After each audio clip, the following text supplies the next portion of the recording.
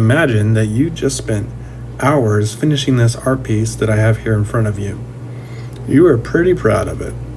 Suddenly, the art director comes in and looks at your art.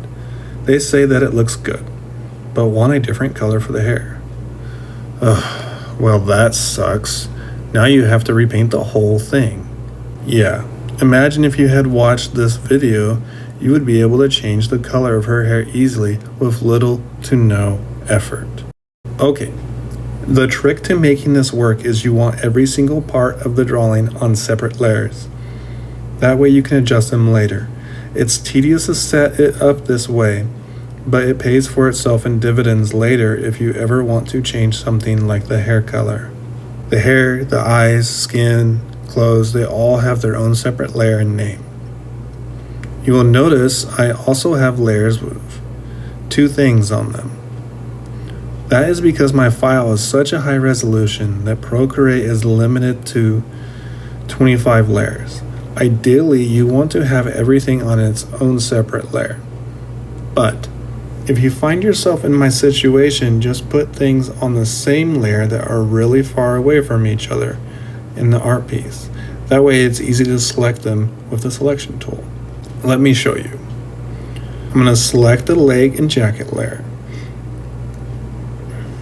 Then I tap the selection tool in the upper left corner and drag a circle around the legs. You close the selection by tapping the gray circle.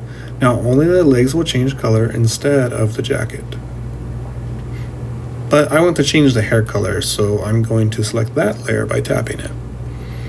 Now, there are 2 methods for changing your color quickly and efficiently. The first method is using the Hue Saturation Brightness color adjustment feature right here. This is super easy to do, but can be confusing for beginners because the color it changes to isn't going to be what you may be expecting. You use the 3 sliders at the bottom to change the color. Hue is choosing what color you want. Saturation means how vivid the color is. So for instance, if we take the color red, the closer to 100% on the farther right you go, the more red is added to the color until you get pure red. Moving the slider to the left adds white to the color, watering it down, and eventually the color will turn gray when moved all the way to the left. Brightness is the value of a color. Value is a fancy art term for how light or dark the color is. So the left side is going to be black and the far right side is going to be white. So moving any of the sliders will affect the color of the hair. Also, tap anywhere on the screen with your finger while in the HSB adjustment mode and a little menu will pop up. Pressing and holding your finger on the preview button will allow you to view your original color. Removing your finger from the screen will change the color back to the new color you made. This allows you to cycle through the 2 colors, comparing them. Tap apply to keep the new color. I don't really like my new colors, so I'm going to hit cancel. The HSB color adjustment is a great tool and can help you change your mind or test different colors you may not have considered. The bad part is, until you get familiar with it, you will feel like you're just moving the sliders around, randomly trying to get the colors you actually want. There is another way to change colors that is easier to understand for absolute beginners. However, the process takes more steps to set up. First, select the layer you want to change. Drag 1 finger across the layer to the left. Select Duplicate. This gives you an exact copy of the layer you had. The first layer will be our backup layer in case something goes wrong and we don't like our changes. Hide the backup layer just to keep it less confusing. Second, touch 2 fingers onto the layer and swipe right on the layer. This will turn Alpha Lock on. The picture of the layer should have tiny squares all over it like a checkerboard.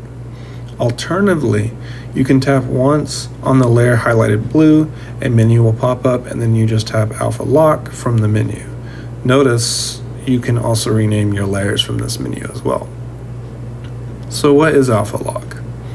It means that you can only paint where you have already painted on that specific layer. If you try to paint anywhere else outside of that area, nothing will happen. This helps you stay in the lines when coloring. If you want to turn Alpha Lock off, just swipe with 2 fingers across a layer again. I'm going to turn alpha lock back on. Now open the color panel. Either leave it open or drag from the gray line at the top of the window to move the window anywhere you want on the screen. It will stay there until you move it. Next, you want to tap the selection tool. Draw a circle around the part you want to change the color. Make sure that you close the selection by tapping on the gray circle. At the bottom will be another menu. Select Color Fill. Now, go to your color panel.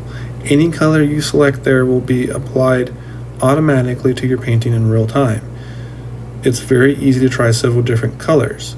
You can even slide your finger across the colors in the square and it adjusts in real time. Be advised though that this method is literally changing the color. So if you want to go back to your original color, you need to delete the layer and bring your backup layer back into view. I really like these methods for coloring. It takes the stress out of picking the perfect color when I know I can just change the colors on the canvas at any time. My general workflow when I'm creating my art is I just pick a color and I keep on painting. Once I'm done with everything, I focus on finding the perfect color combination with these two methods I showed you today.